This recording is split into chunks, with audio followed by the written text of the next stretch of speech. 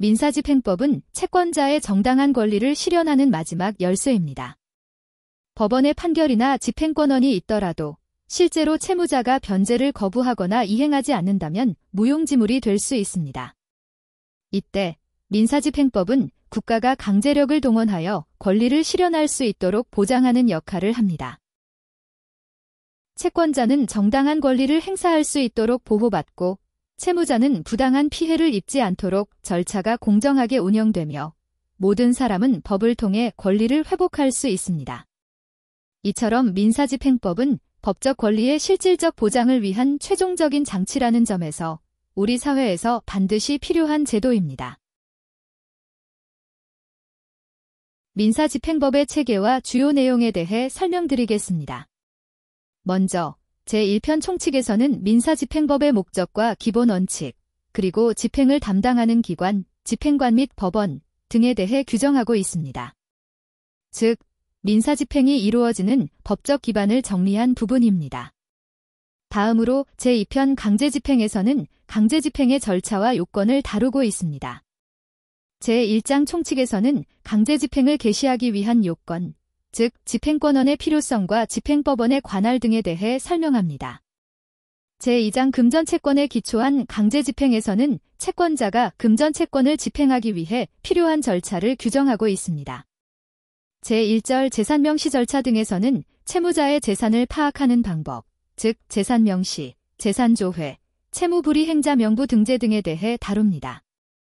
제2절 부동산에 대한 강제집행에서는 부동산 강제경매 및 강제관리 절차를 규정하고 있습니다. 제3절 선박 등에 대한 강제집행에서는 선박, 항공기, 자동차 등 특정 동산에 대한 강제집행 절차를 설명합니다.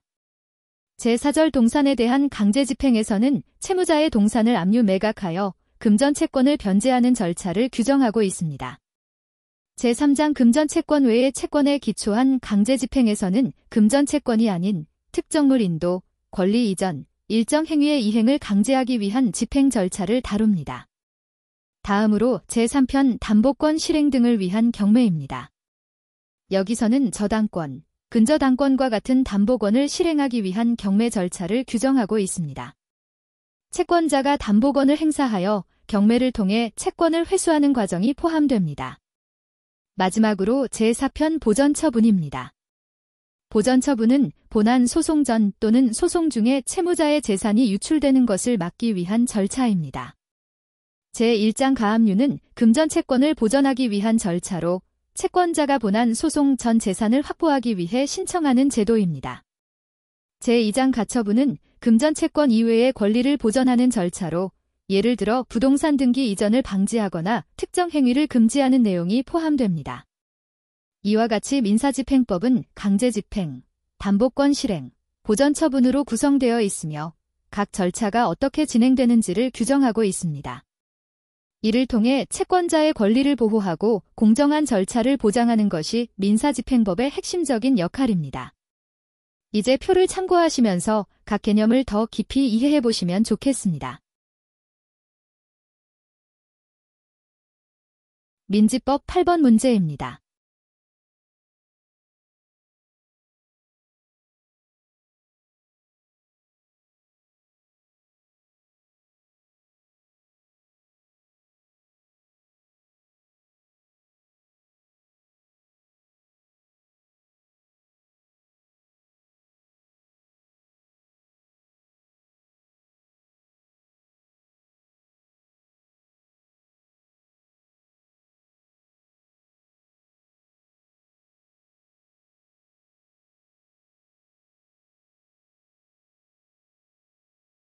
오늘은 부동산 강제경매 절차에서 경매 개시 결정 등기의 말소 촉탁과 관련된 실무 지침을 설명드리겠습니다. 먼저 상황을 보겠습니다. 부동산에 대해 강제경매가 신청되었지만 매각 허가 결정 전에 신청인이 경매를 취하하면서 사건이 종결됩니다. 그런데 말소 등기 촉탁 없이 집행기록만 보존되고 재판서 사건 기록 등의 보존에 관한 예규에 따라 3년이 지나면서 집행기록이 폐기되었습니다.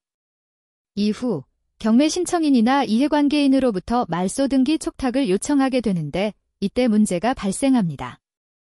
이미 집행기록은 폐기되어 있고 경매 취하 사실을 확인할 수 있는 자료가 없기 때문입니다.